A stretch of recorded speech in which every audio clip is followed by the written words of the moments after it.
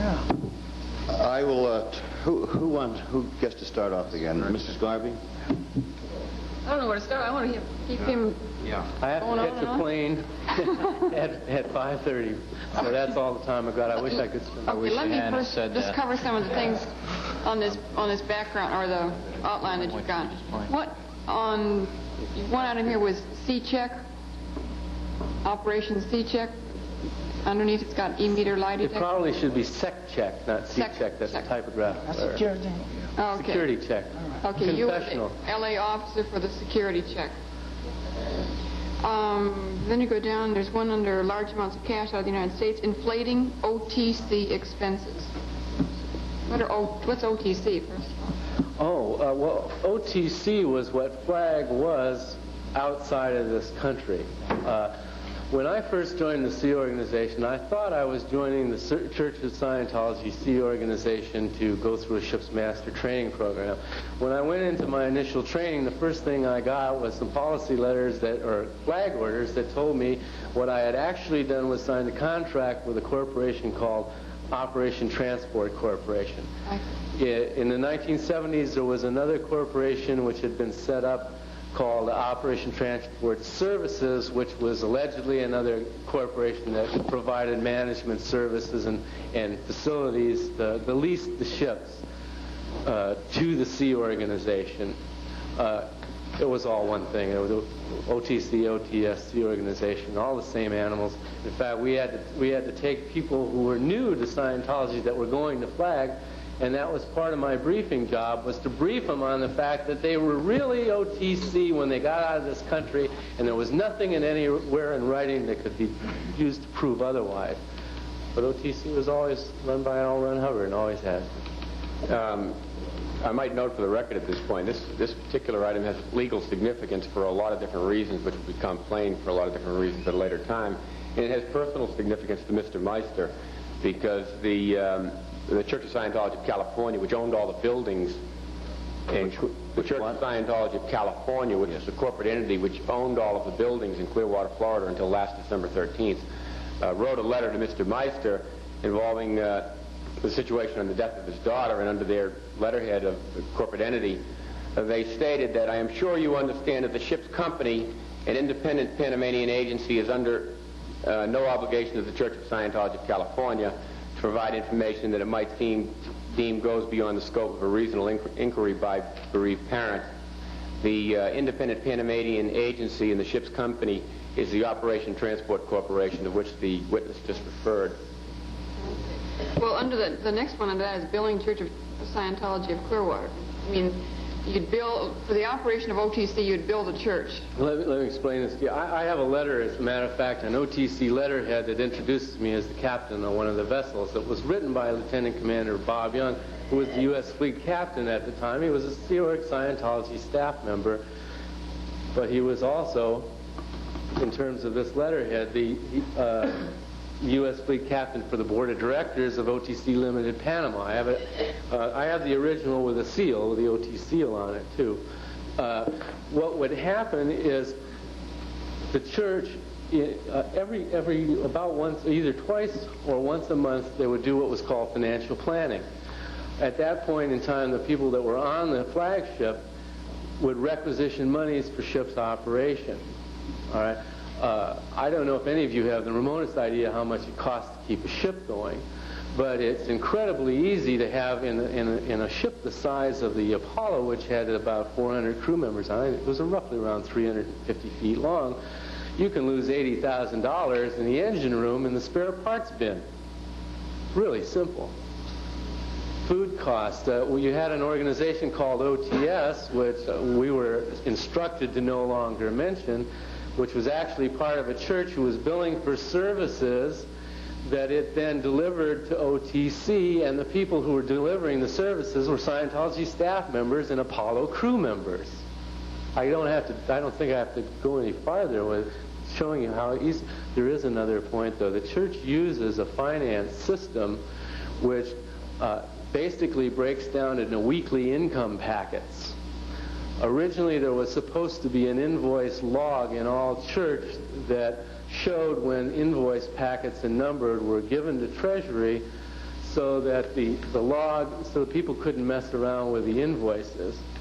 What it basically ended up happening was the church had Scientology printers that would print up a couple of sets of invoices, and I noticed after we did a convention audit in 1970 that I was a part of, and the IRS was making an inquiry into the church's finances at the time. I never saw a logbook in any organization after that point. All right?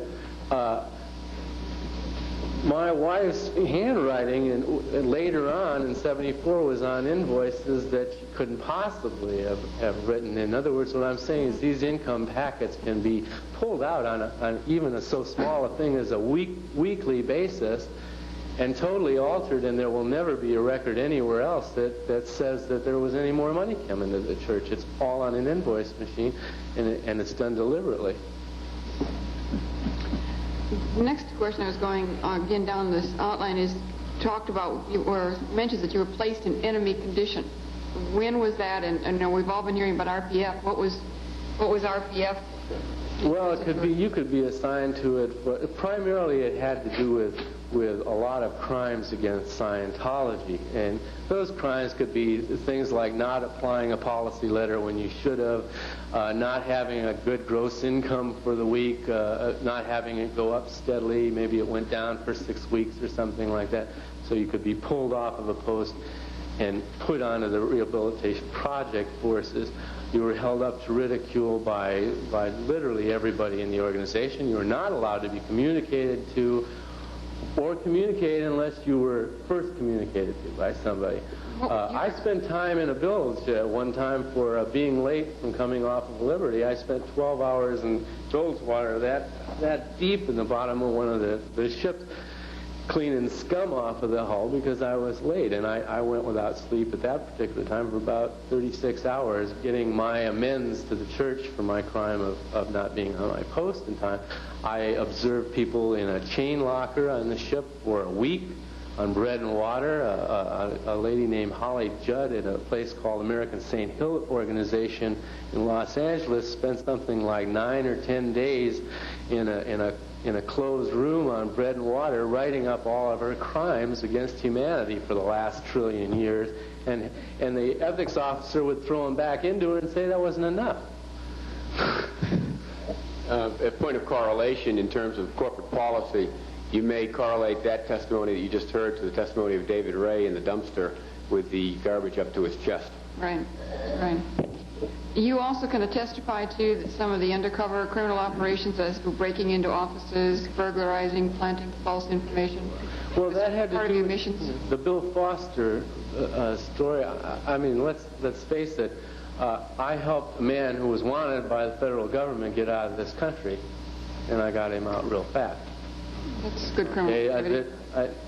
I don't know if the statute of limitations is up or not. I'm not here to defend myself. I've done what I've done, and you can make do with whatever you want to out of it. I'm here because I know of a lot of very, very decent people who have been jacked around by this organization. Their families disrupted. I have not been able to live in one place for the last 3 years. I've had to structure my whole occupation not around what I can do, but around what I am limited to doing in order to avoid my background with the church from being exposed to an employer. That's commonplace, and I would like to see people, like I said, the stuff I've got's nothing. There are people that I know of that have got things that would really curl your hair, and they're afraid to step out. And I hope that these hearings will... Guardian's office is a little short-staffed right now handling all of the flaps, and hopefully all of the things that happen will make them too undermanned to resort to anything silly like, physical harm to people. And the people who would like to come out, would like to resume their place in society and become productive members of a community, could come out and do it without being chastised for having made a mistake and joined the organization. As the city's consultant and having been involved in the investigation of this organization for 3 years, I can tell you that the individuals, or some of the individuals to whom Mr. Mayor refers to, or many, have contacted my office. I am under confidentiality with regard to their identity, but I can simply say, as the city consultant in my investigation efforts, not only specifically for this project, but for the last 3 years, many, many, many such individuals would like, in fact, to come out, but they're in fear. One of the vicious policies we've heard about in the past, and seems to relate to you also, is the disconnect with your wife. Was there something about Scientology materials demanding divorce? Well, initially now this goes back to 1969 when I was on staff in Tustin, California. I was still married at the time. I was introduced to Scientology through a friend and heard lectures and so on and so forth. Because I had had a background in public speaking in the United States Navy, for some time I taught anti-submarine warfare techniques to Annapolis cadets that would come out on their training cruise. And understand, this was during the Vietnam War, and we were the flagship of the 7th Fleet.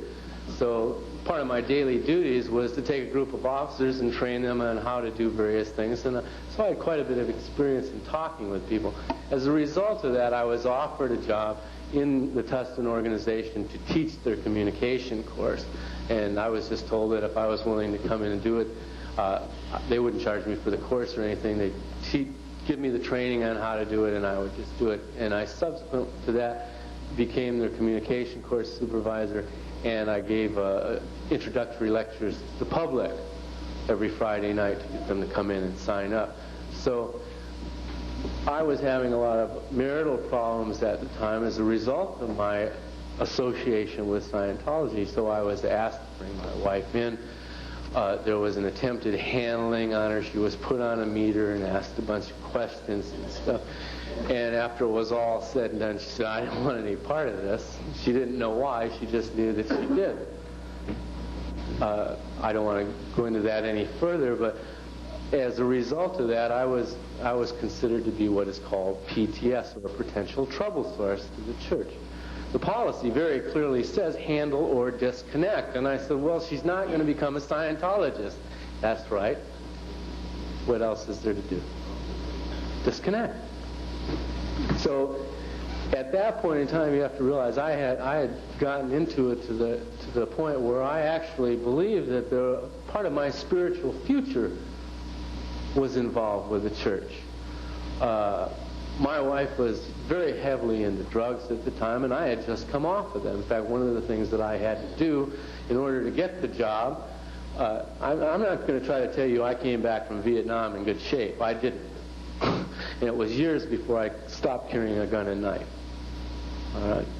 So I had to write a letter promising that I would no longer use drugs and I was clean from it in order to be allowed on staff. All right. So basically, my wife was just another one of you garden variety humanoids that was socked into drugs, and I was better off without her, and I went for it. Whether that was right or wrong is besides the point. I did. And that marriage was ruined as a result of my believing the church policy on the matter, that I couldn't reconcile the marriage unless my wife was a Scientologist. For the record, that policy is Exhibit 2. How much pay did you get over your average salary? Well, I had a tendency to make a little more out of it because I had bonuses that I would get. I was a senior executive. But I probably didn't average more than between $14 and $20 a week for 6 years. That was the first 6 years. And what about the latter? Well, I got a few bonuses. I got a $125 bonus for raising the income in St. Hill when I went over there with my wife. And I tried to collect my earlier mission bonuses. Some of them were up to $200 for... Well, I went into Boston organization and brought the income up from about $2,000 to $60,000. I went into the Hawaii organization and brought the income up from about $600 or $700 to $16,000. Austin, Texas, from $9.50 to $3,000 a week. I was supposed to be getting bonuses for that. You know, just a nice little way to say thanks for your contribution. How much bonus would you get? I never got them. Oh. How much bonus would you have gotten if you'd gone down to Mexico to take care of the bandits? Well, if it was a power mission, in other words, there was no more problem, it could have been up to a couple $100, maybe $250. Oh, that's good. Well, when I say power, I mean there's no situation to be handled. It's terminatedly handled. In fact, that was what a mission was to do. You didn't go out to do a continuing handling on an area. You didn't go out to provide progress reports about what you were doing to overcome the situation there. You went out there and turned in a done. I handled it. Situation no longer exists. In fact, the success of a mission or not was judged on how well the income did for 6 weeks after I left. If it dropped, I hadn't trained the people that I put in to take over again well enough. And I would have been considered a failed missionaire. I would have been made mission ineligible. Quite frankly, I would probably had to do a few amends projects and gotten a lower condition assignment. There's just no end to it. I don't know how many incidences I could tell you of things like that to get across to you that it's common, everyday operating policy. Always has been. Involved. Well, how much influence were you by L. Ron Hubbard's background? I probably... As getting in and staying in? Well, an awful lot, because I had come out of the United States Navy.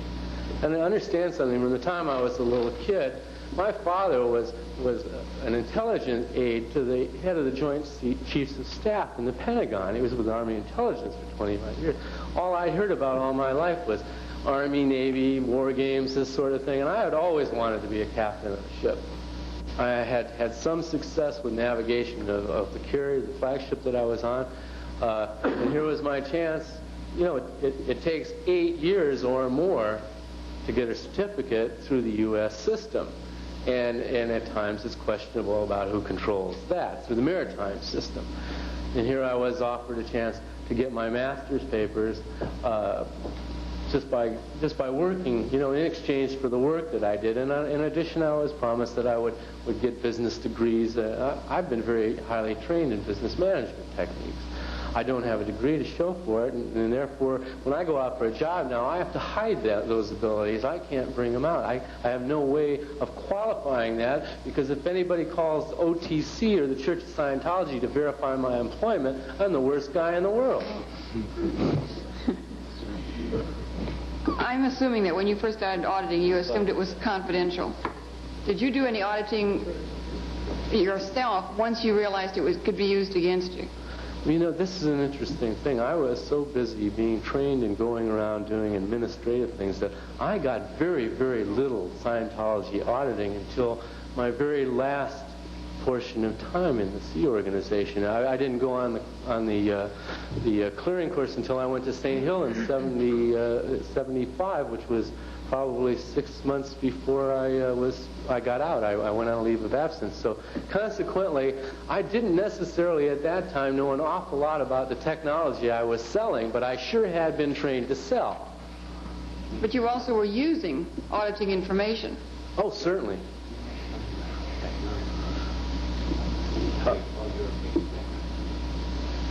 Oh, well. I mean, if you weren't audited, they wouldn't have had any information on you. To you? Well, no, not true. Okay. Not true. Every Sea Org member signs up, goes through security checking.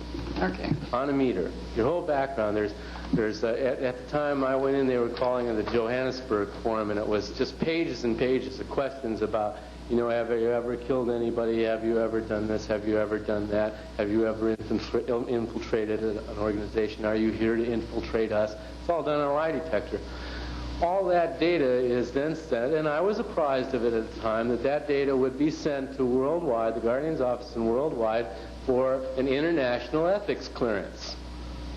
If I passed, if they could not find any connection with what I had said on this forum, and I mean, they asked some pretty personal questions. My sex life in Scientology is so well documented that I can't even begin to care about it. It just wouldn't be worth it. That's Exhibit 6 for the record, and the Commission has seen some of those questions. Yes, right. His sex life? Yeah. The Church of Scientology has been after me for 3 years, and draw your own conclusions. So to finish answering your question, all that initial data was sent to International Ethics in St. Hill, England. From that point on, if I ever got into any trouble with the church, and there were a number of occasions when I did get into trouble with various people, that information In fact, at one point in time, Ron Hubbard said, okay, we're going to forgive you Scientologists of all of the things you've done against the church so we can get on about our business. Well, they had us writing up things that we had done through our entire lifetime. I sat for probably 3 days trying to think up things all the way until, chopping the vines off my mother's bushes, when I was a little kid. And that wasn't enough. They came back to us and said, it's not finished, make sure it's finished. That all went to the Guardian's office and into our B1 files. And we had to do that to get the amnesty. We had to do that to get forgiven. And that was not a confessional session. It was not done in session on a meeting. That was sit down and turn it over to the Guardian's office when you're done. The assistant guardian of every organization collected them. And they were forwarded to the files. So, you mean everyone in Sea Org had to do this? Any assistant guardian in any organization in Scientology can call up the technical secretary and order your folders brought in, your confessional folders brought into his office. He can have one of the Guardian's office own technical trained people go over it, list all the crimes. That's how they get the B1 files. All a B1 file is a time track, a date-time sequence of all the nasties you've either done to others or Scientology. And it's right there on a cover sheet, and it's indexed just like a legal file. I'm sure you all have seen a legal file. Indexed just like it. So if you get into any trouble anywhere, that information can be used to bring you around in line. Back to the question, though, knowing that... Sorry, I'm sorry. That's right. I'll just make a point. As the evidence will show as we proceed, the processes of collecting information by which this organization collects information are not just limited to auditing information. They have, as Ms. Peterson testified, overt and covert data collection. And the essential purpose of all of these policies is to get information, whether you do it by breaking and entering or breaching a fiduciary obligation with regard to confidential auditing information. The question I was trying to get at is, knowing that an auditing file will be used against you, would not be kept confidential. Did you take any auditing after that? Oh, sure. Why? Well, if I had refused auditing, I would have been refusing to apply Scientology myself, and I would have been expelled. Okay, that's pretty fine. I'd like to just, since I'm on the subject, I myself have used the data in a person's confessional folder against them. On one of the missions I did with a flag member, it was a flag-originated mission. The flag was not in Clearwater at the time. We went to Hawaii. There was a staff member there. I had been doing some stuff with some animals.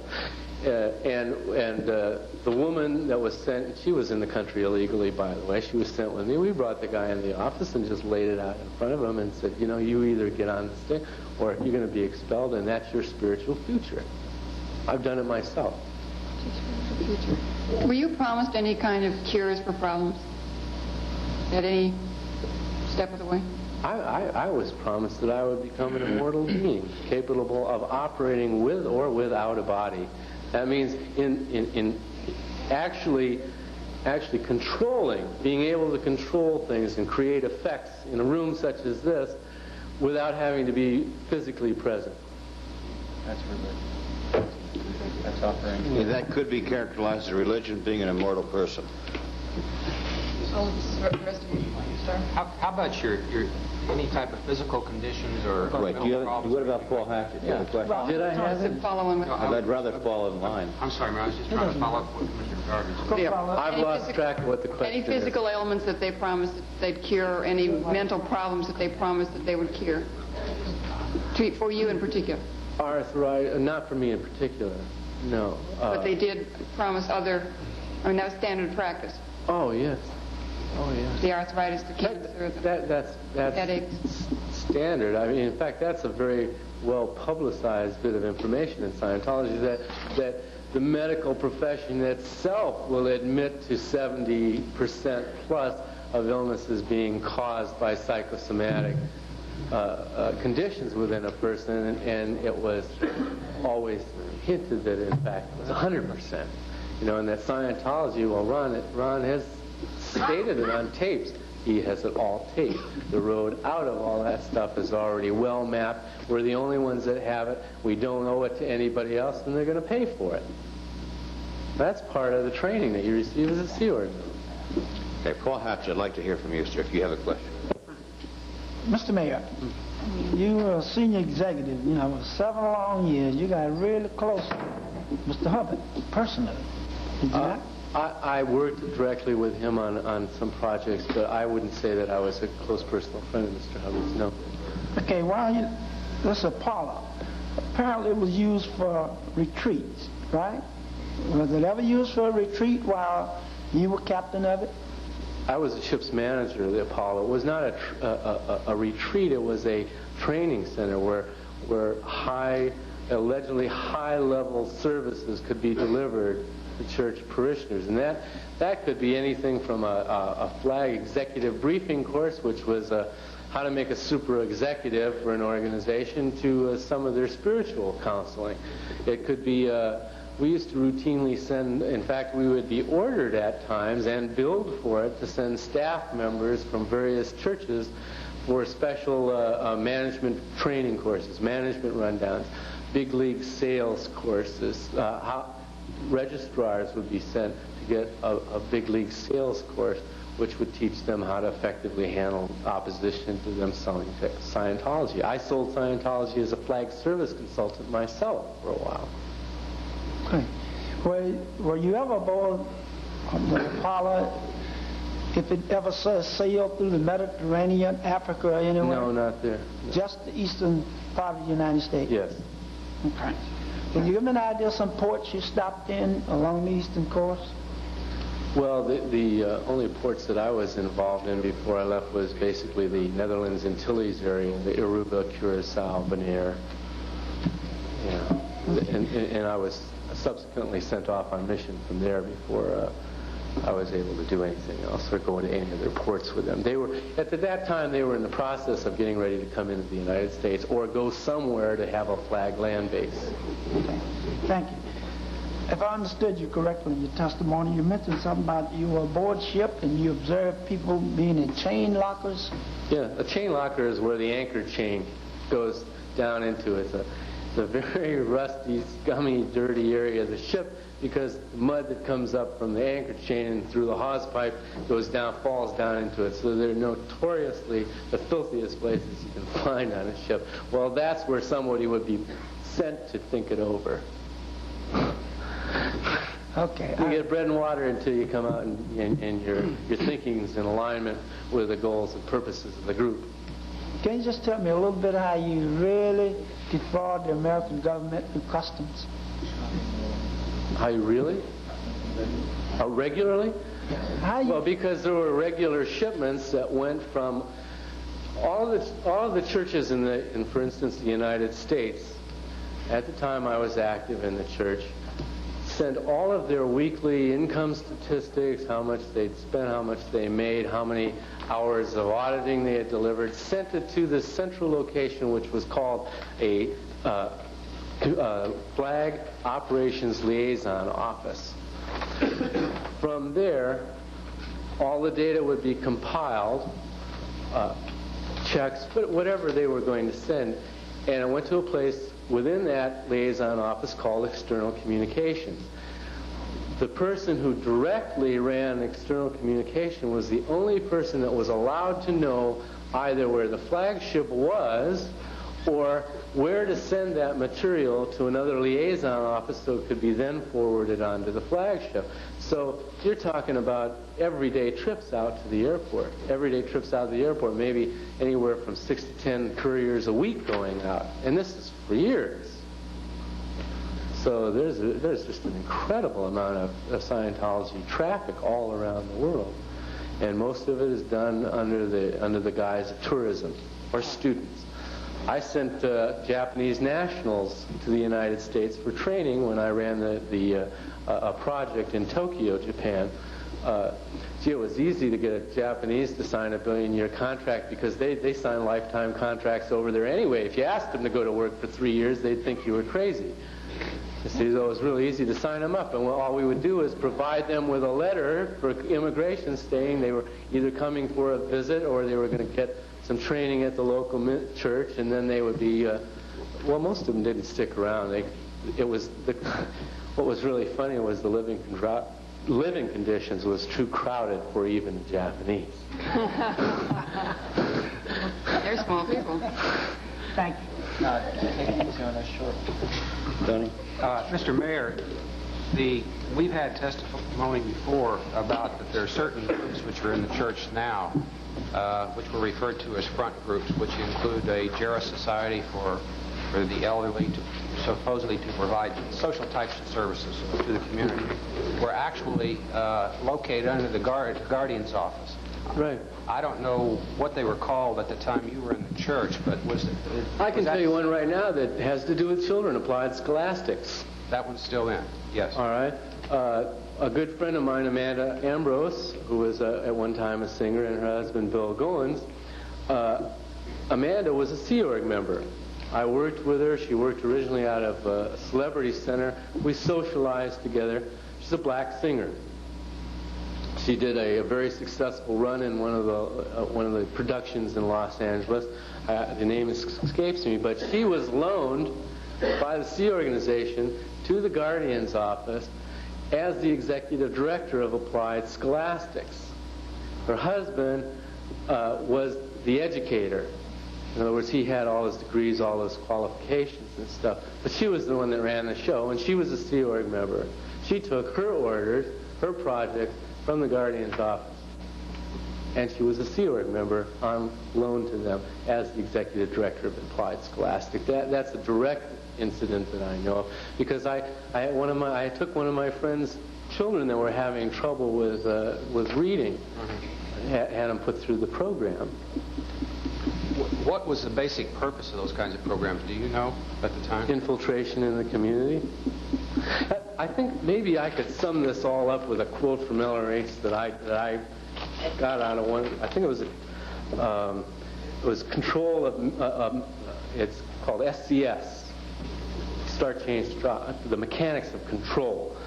And it comes from chapter 14, and it says, "Man has too long suffered under a school of thought, miceology, which teaches one to conform to the environment. The Scientologist, however, knows that the real victory can only be achieved by commanding the environment, and this is the task we have on our hands." That's a direct LRH quote. And I'm talking about your community being infiltrated on a regular basis by psycho-political operatives who have been well-trained. That is the basic simplicity, and everything that I have said today is to try to drive that point home to you. It is no accident. I trained some of them, and I went on some of the missions, and I've done it. And now I would like to see that facade all broken apart, because Scientology does not deliver what it promises. Mr. Mayor, you had referred before that down below your office when you were here in Clearwater, that there was a department that was actually changing invoices and had an invoice machine and so forth. Would I be correct in saying that they did not keep regular types of accounting books of any kind? Oh no, there's specific policy forbidding it. So there are no books which say, or ledgers which show... Standard accounting procedures are forbidden. It's too easy to reconcile. They can be tracked. Every sale that is made by the church is written down on, at one time it was 4-part, and I believe it's 5-part now, invoice system. One of the invoices is supposed to be a running record. Okay, it's supposed to be unbroken, but the fact of the matter is that they're broken up into weekly and monthly packets so that they can be retrieved very easily. All right? Various copies go to various places in the organization. A copy would go to the Publics Division, so that name would be on file and that person could be contacted for services later on. A couple of the parts were kept. One went into the purchasing file, so we would know who the vendors were we bought from and prices and things like that. The other one was, of course, your regular copy that you save for your records. Other than breakdowns done for the Guardian's office, there were no ledgers kept as you would in standard bookkeeping procedures. And as a result of what I went through with the church and what I testified to in the IRS hearing, those documents are very, very easily changeable. All you have to do is take out 1 week's income packet and slap in a new one, the same number. And when you got your own printers and printing press, it's pretty easy to make 2 sets of invoices, or 3, or 4. I can't prove to the extent that they did it, but the figures that I gave the IRS in terms of the church's overall income during the time I was responsible for it did not jive with the reports of the Church of Scientology, and they're still looking for the money.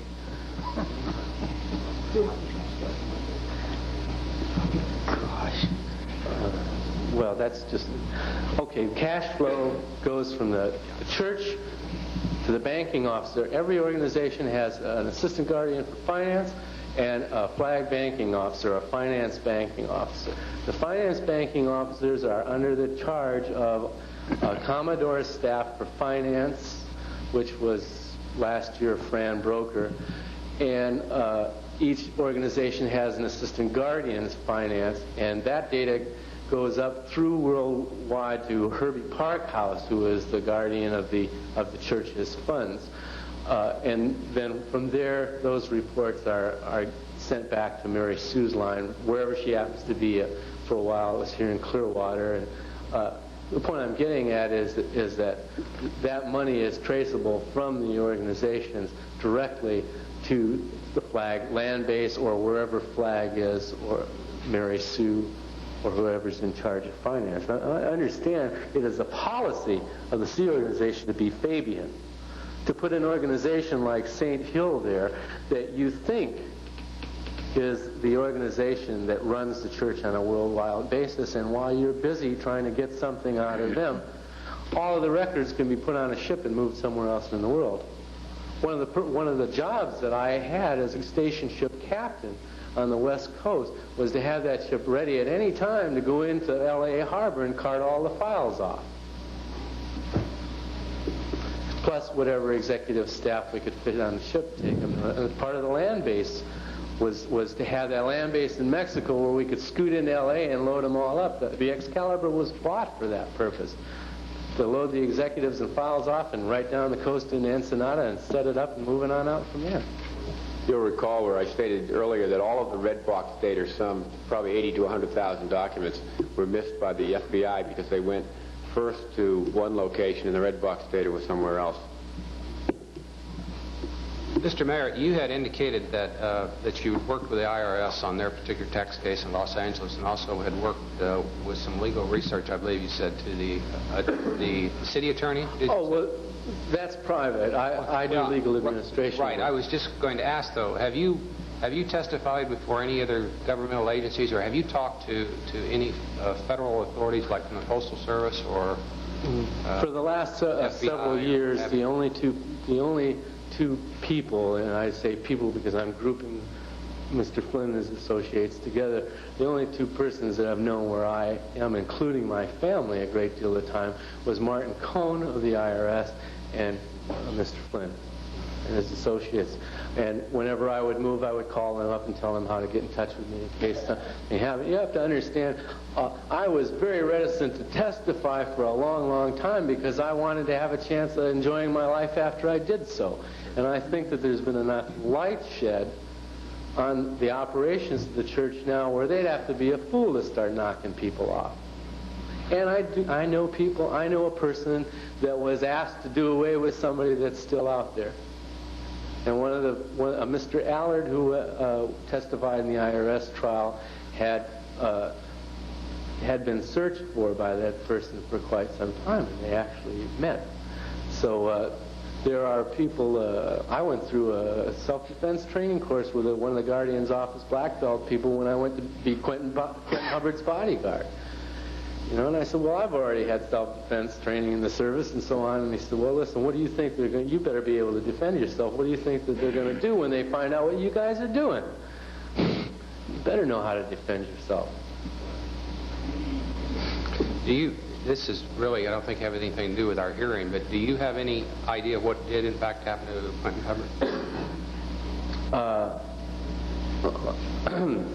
I have a very strong personal feeling about what happened to Mr. Hubbard based on some things that were told to me in confidence from his confessional folder by my wife, my ex-wife. Wow. And I don't know whether I'm right to get into that area or not. We don't have to hear that. That's immaterial to these hearings. I don't believe it. Thank you. I don't have any other questions.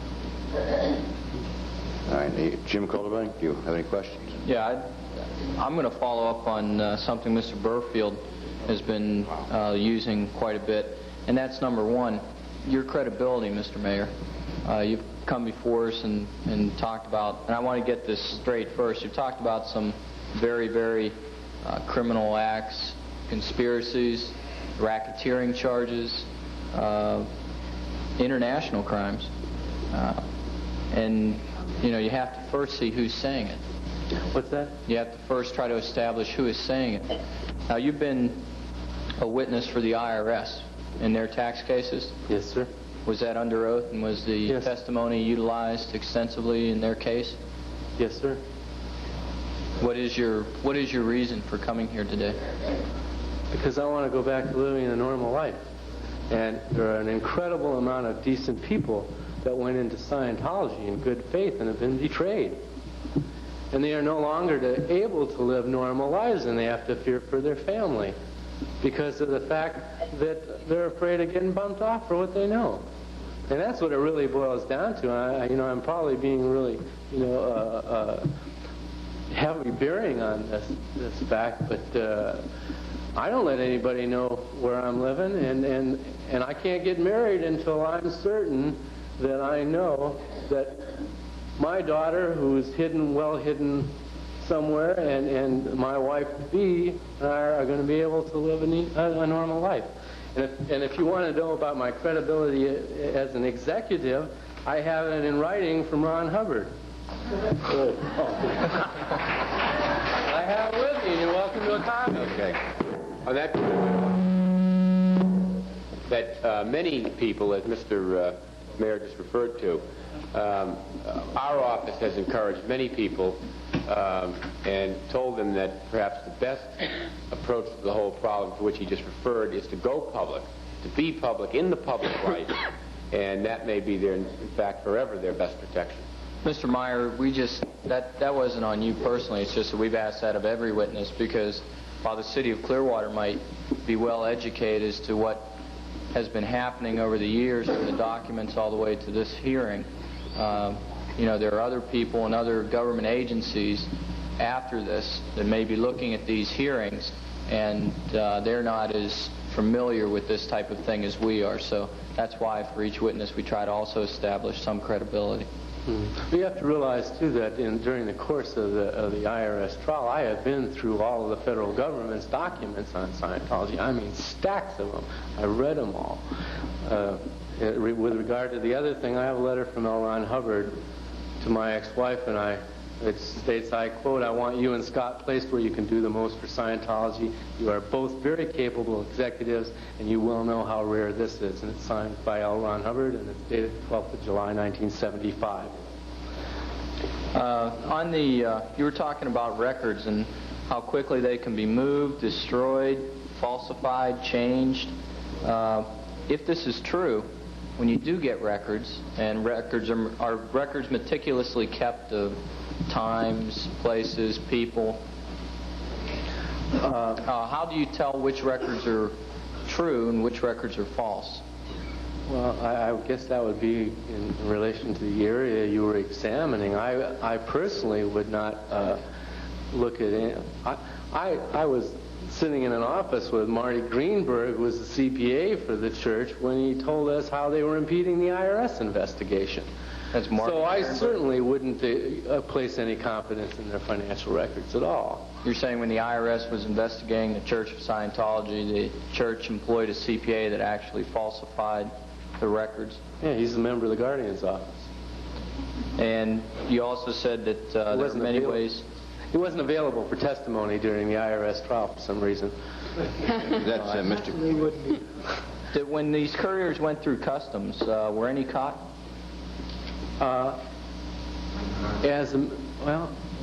In one particular incident that I recall, one of the couriers misplaced a package with about $25,000 that was coming into Los Angeles, and it got, I believe it was recovered, but it was lost on a plane for a while. I don't know of any incident where anybody was caught in terms of it as a crime. What did Mr. Foster do then? You stated that you helped him escape from the country when he was under federal indictments or when he had warrants out for his arrest. Can you get into that? Yes, but I wanted him connected to the church when I did it. Do you understand? Because Right. he was very, very afraid of being left high and dry. So I sent him out as a church staff member into Canada, across the border as a tourist. And in actual fact, he was going to take over an organization in Canada at that time, and did so. But what was his? What did the officials in this country want him for? Breaking and entering. He was part of the team that did all of the busting into the newspaper offices and Mr. Flynn's offices at the time. His cover had been blown. Was it not your office at that time? And, okay, let's get back to the money leaving the country. You said most of the money either came through FLAG or was generated from FLAG, which is Clearwater, Florida? Well, you're talking about a 7-year time span where in the exact location of FLAG many, many times. Right. What I was telling you about was the procedure, and this is what I think is really important because we're dealing with day-to-day business activities, a system that is used to take records, money, anything, personnel, transport personnel, under the guise of one thing when in actuality it was another thing. I could not testify, for instance, as to the exact number of thousands of dollars that were couriered out. I just know we didn't have it to spend in Los Angeles after we made it. It was gone. And in which money was this? How did they get the money? Well, you understand that all the incomes of every organization are reported to the Guardian finance personnel and the banking officer on a weekly basis. Those persons, for instance, Mike Smith, who was the flag banking officer at the time, he was U.S. flag banking officer, would be given quotas. He would be telex quotas of money to send to flag. And as a result of what requirements were, I would be required to brief couriers to have that sent out. One more clarification for the record. In 1970 and 71, I was in the law firm of Bingham, Dana & Gould. I am not currently in that law firm.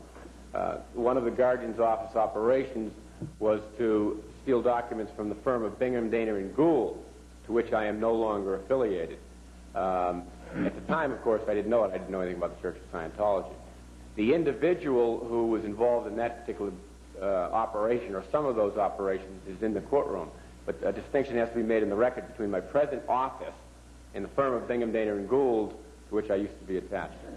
Okay, you mentioned a lot of military references, mission, elimination, check operatives, security checks, mission completed, that type of thing. Did you ever see or use any stolen government equipment? How did you get these intelligent procedures from the U.S. government? Where Mr. Hubbard got his original information, I have no idea. What I was referring to is these are techniques which you yourself, as a hearing committee, can go out and research and read about yourself. Now, the point I was trying to make is that they're not something that was just dreamed up out of the sky as some super technology. It's pretty standard stuff.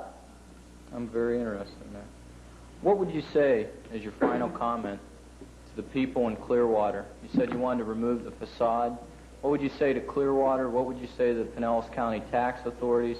What would you say to people that should be interested in the Church of Scientology? I've got probably about 8 or 9 points down here. I think that I understand something. Having worked with a municipal government, like I said, I'm on call to environmental services in Los Angeles and the city attorney's office, so I'm familiar with the task force types of activities.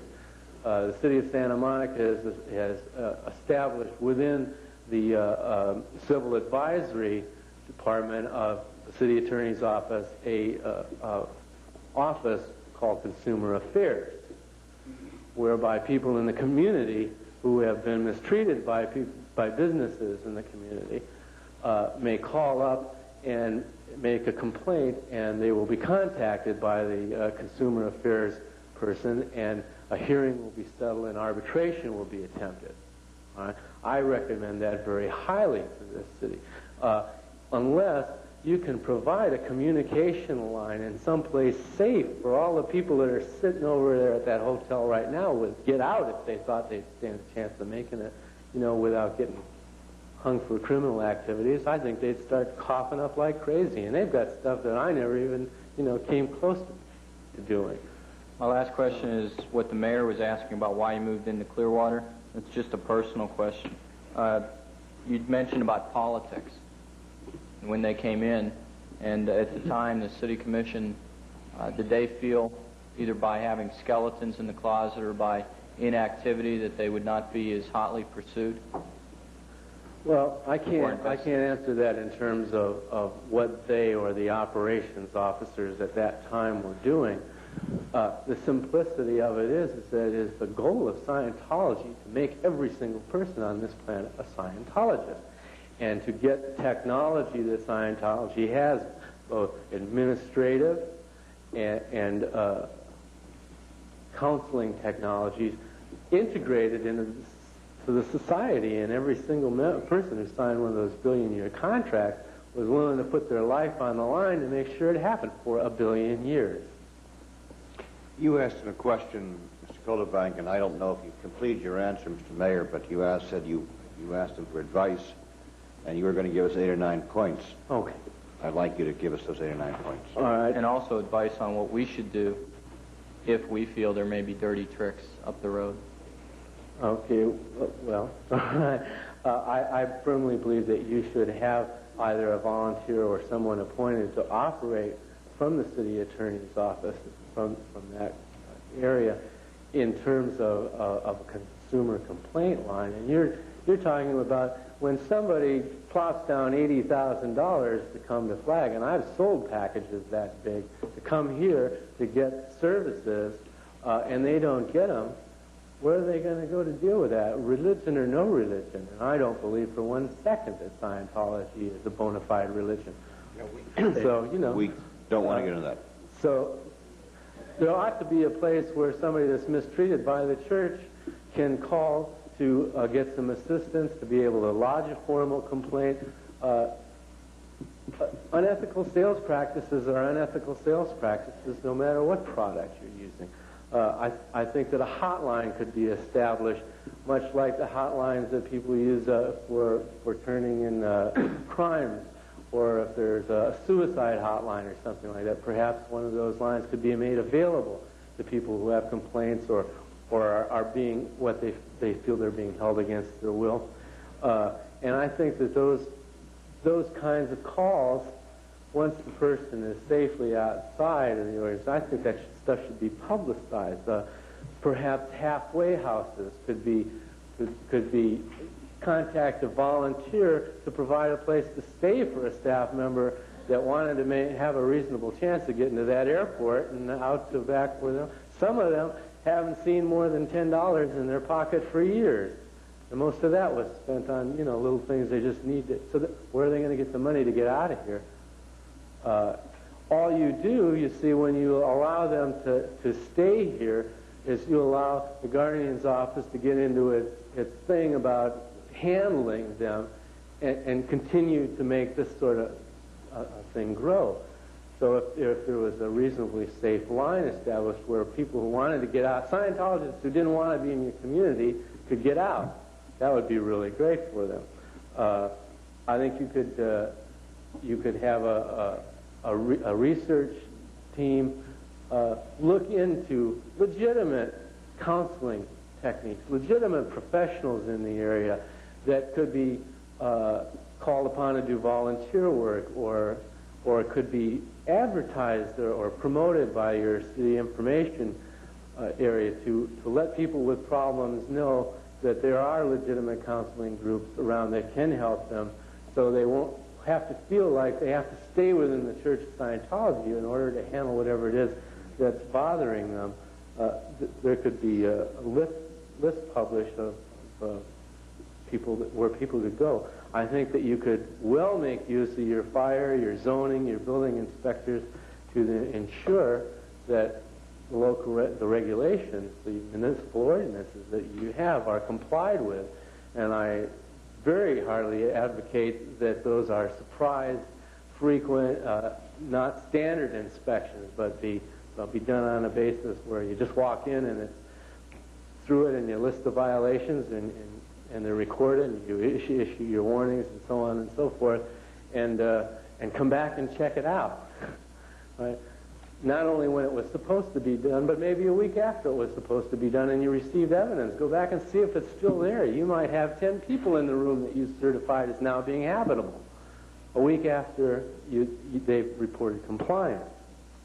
So I think you could use those ordinances to the main point that I'm trying to make here is that if you are willing to be responsible for making Scientology behave in an ethical manner in this community, they are going to have to do it. I don't think that they have the guns anymore. I think there's too many people leaving the church too fast for them to cover all the areas that they're already in non-compliance with in terms of local regulations. I think you could inform the customs officials out here, or immigration officials, that there are regular shipments of people that come in and out, allegedly as students or tourists who are not in the country legally. And make sure that check out and see whether or not there are 4 or 5 different businesses out here at the Tampa airport that don't really exist but are shipping out Scientology materials, money. Mr. Meyer, thank you very much. Yes, sir. Mr. Burfield, do you have any questions? Yeah, just a few. Mr. Meyer, you made mention to these files that were brought in here about the size of this room. Last time you were in Clearwater, do you know if those still existed? The last time I was here in Clearwater, I used them. You used those files? Sure, I was being briefed here for a mission. I went out of here on missions to go handle another area of the world. All of the data on those organizations resided here. It was used to evaluate the situation so somebody could determine that I had to go in the first place. Somebody didn't just indiscriminately call me from a job of fixing up the flagship Apollo to send me to South Africa to handle a situation. There were a lot of reports that were sifted through, evaluated. The local political scene in South Africa, at the time I left when 20,000 Africans were marching on Johannesburg during the Soweto riots. I got out of town the day that happened. All right, so the political scene was evaluated, and I was ordered to get out of there. So it's no accident that those files were there. They were used for the purpose of evaluation church operations. But these files that we're making reference to are files that are here in Clearwater that cover people all over the United States, possibly all over the world. And they're files that could be used for covert actions. Is that correct? Blackmail or whatever you wish to call it.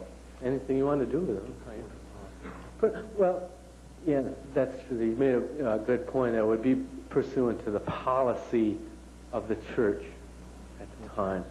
All right? Whatever the church policy, there's sufficient information in these files to do just about anything. Understand that church policy is a very malleable tool. All right? There is a staff of people that have worked under Ron Hubbard and Mary Sue to carry out their intentions, their goals and purposes on a planet-wide basis. Every little treasury secretary in every organization around the world reports at least once a week to a Guardian's Office staff member and a flag staff member here in Clearwater that is responsible for that area. Here it would be like CS3, Commodore's staff. Commodore's staff means I do this action for L. Ron Hubbard. That's the job. And the assistant for that area evaluates the overall international scene with all the other assistants from various areas to come up with what is called a weekly battle plan. And that's not misnamed either. It is a weekly battle plan of how Scientology is going to be expanded in all of its operations all over the world. This is just kind of a curious question. Did you ever get your mate's papers? Or I have them. I have U.S. Customs, What's that? or U.S. Coast Guard papers, or? No, I am registered as a captain in the Honduran and the Panamanian Merchant Marine. Do you know, you had mentioned, I call them shell or front or paper companies. Do you know whether or not Church of Scientology has any shell or paper companies here in the state of Florida? At the present time, no. I haven't had anything to do with Clearwater since I left in 76. Now, I don't mean to sound harsh on this, but I mean, what you have told us, you have a tremendous background in Scientology, and have given us a lot of facts and figures. And one of the things that Mr. Calderbank just tried to elicit from you, and I'm not sure we got it all from you, is with all of this information and the fact that your family or your child is life's at stake, and possibly your future's at stake, what would provoke you from coming down here? Not provoke you, what caused you to come down here? If I can go a step further. Howard dies 1,000 deaths, and I don't intend to run from Scientology for the rest of my life. We're going to have it out. That's all there is to it. I'm not going to destroy my life. I'm not going to be away from my family. I'm not going to remain away from my daughter because there's some organization that puts out the picture to everybody in it that it's powerful enough to come around and do them in if they don't play ball. And I think it's time for that kind of stuff to stop. I made it through Nam. My life's been blessed since then. All right? I don't have anything to lose except my life. And I've lived a very full life. And I don't intend to spend the rest of it running from Church of Scientology, period. Story that...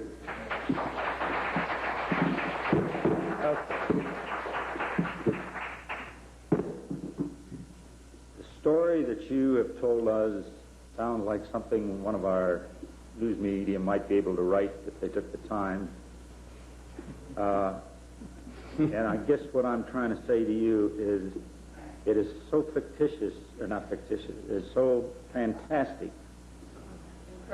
and incredible, and as Mr. Calderbank just said, bizarre, that unless the people are watching television, they can't see the forest for the trees. This story will not get out to the public.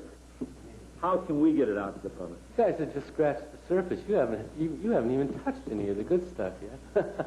You're just getting to it. And hopefully what's going on here will bring people out of the woodwork that can tell you stories that make my stuff look like small potatoes. One other question that I have, and then I'll leave you alone because it appears like I'm trying to crucify and chastise you. Did you know what these hearings were about before you came down here? All I knew was that hearings were being conducted. There were people that I had known in Scientology that were going to be here, and well, I made my commitment when I agreed to testify for the IRS. Commander Bob Young, who I was in business with at the time, a business outside of Scientology, where we were in business together, was also approached by the IRS. Mr. Young chose to take a trip around the world and become no longer visible to the Church of Scientology. And I had to decide at that time whether I wanted to stay in hiding another 3, 4, 5, 6 years until somebody found out enough about what was going on to give me a running chance. You know, I'm not asking for police protection the rest of my life. I just want a reasonable chance to be able to continue it without having to be looking over my shoulder all the time, worry about whether my daughter is going to get into some kind of trouble in school or whatever. Maybe it's only a possibility, but would you take the possibility with your daughter? That's not even a good question with my daughter. Well, just a couple questions, then I'll leave. You had mentioned the possibility of a safe haven for counseling or something like this, and this is one of the questions I'd asked several of the previous witnesses. Where did they feel that they could go, in the city to feel safe? And most of them, the answers that I can recall getting out on, that mentally they felt they couldn't go anywhere. well, they're supposed to feel that way. I mean, if this is the mecca for the most advanced technology on the planet for altering a person's life, then where else could you go? And that's the whole point that I'm trying to bring about. You're supposed to be at the only place you can go for help in the whole world, in the universe for that matter. And all the rest of you guys are bad guys. You're just simple, everyday garden variety humanoids. And you haven't got what it takes to do the job, and that is the attitude that Scientologists come here with. You are the enemy. We're the Oriental gentlemen, wogs. I don't think you feel that way, but when I was in Scientology, I treated you like that. And got commendations for it. One parting comment, and I don't know whether you had it written down or it was off the top of your head there, and I couldn't take it down fast enough, and that was that you had trained all of these people to commit these acts, and you were concerned about the people of Clearwater.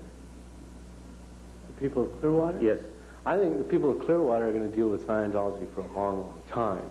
How effective you are in it, I don't know. I've tried to give you some suggestions about it.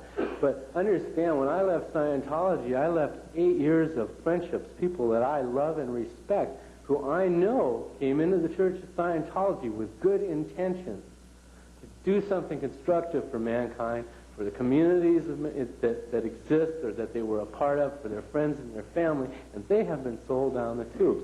I can't talk to people that I dearly love now because they're still in Scientology. If I got anywhere near an organization, I'd have more Guardians Office staff members around me than carriers have liver pills.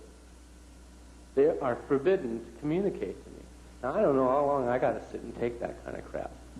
I think I'm done with it.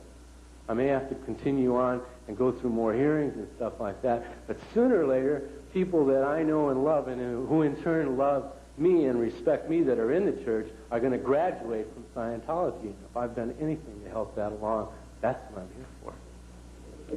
Would you, and this is it, would you say that the health, safety, or welfare of the people in Scientology, that their health or their safety or their welfare is at risk or in danger?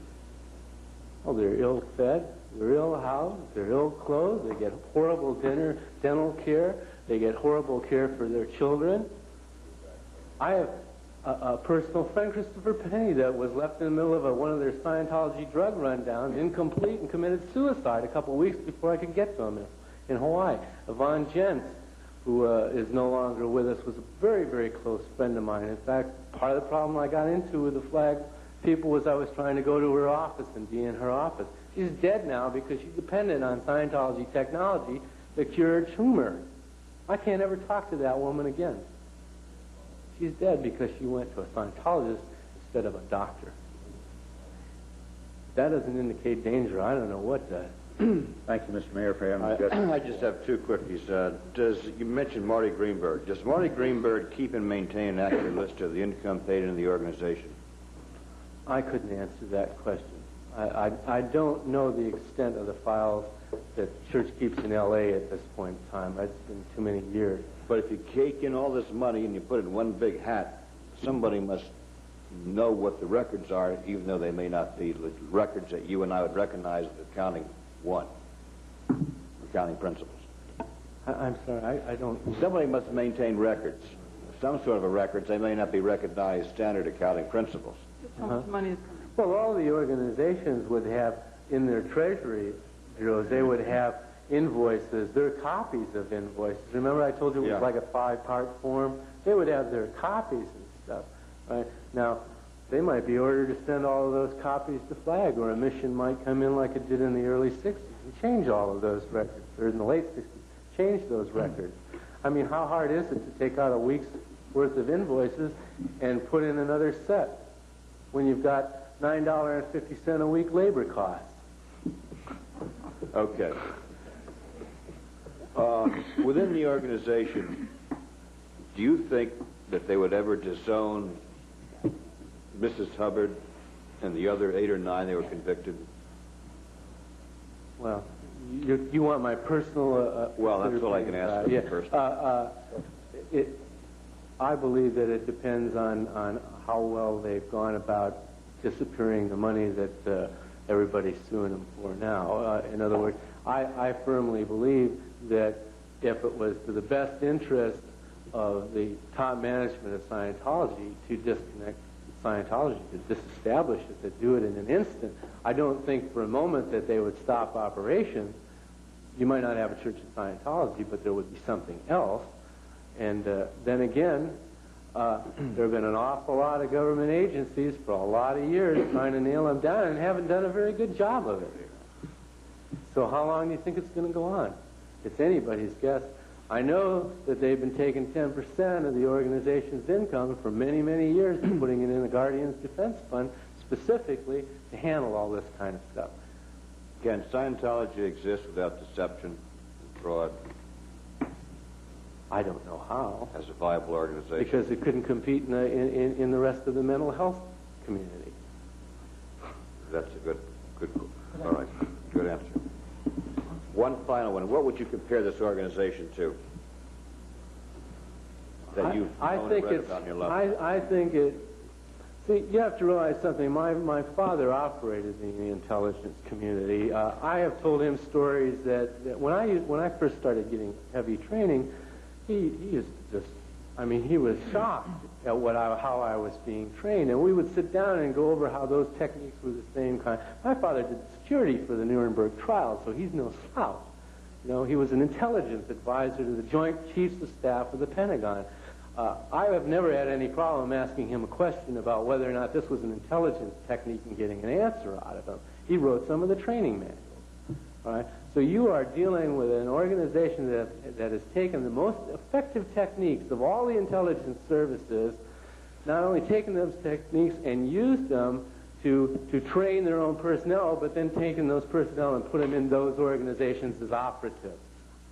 I've heard, for instance, Artie Mirren brag about people in Congressman's office that called up and reported to the Guardian's office on a daily basis, secretaries and things that were smoked in. I personally know of a couple of ladies that were from Vermont that were on a senator's line that routinely gave information to the Guardian's office. So they're much more effective in most cases because of the fact that they operate under the illusion of a religion. So you can't touch them. And we can't talk about that either. Exactly. That's my point. That's right. So we are slightly emasculated, too. Thank you very much. You're a very bright, articulate man. All right. Well, one quickie. Mr. Hatchett would like to ask you about something that Mayor, I purposely left this question to the end. As I observe the Fort Harrison operation and see people going back and forth, I don't see what I physically would identify as minorities, you know, in the Church of Scientology in any level. Because I only know about the Clearwater operation outside, you know, what I've observed. Can you account for this reason in any way? We thought that they were streetwise, and we defined that one time. Okay? I know what's true. I was born in Chicago. Right. All right, can you respond? I went to school through, I fought my way to school through your neighborhood. All right. I know what streetwise is. All right. I think you're probably quite correct. I don't know of an awful lot of black people or minority people in Scientology. I don't know what the statistics are. Certainly over the last 6 years, there were very few when I was involved. You see, I was thinking about for the low wages, you know. You talk about a labor force, we've been accustomed to that for years and years. It's rough when you get paid less than unemployment, isn't it? Right. We want to thank you. You just don't go for them, I guess, make some money. Being a good witness and being very articulate and have very engaging personality and very intelligent and shedding a lot of light on the issue. We have 4 more witnesses to see in the next 2 hours, so let's take a little quick break and then we'll come back and run right through it.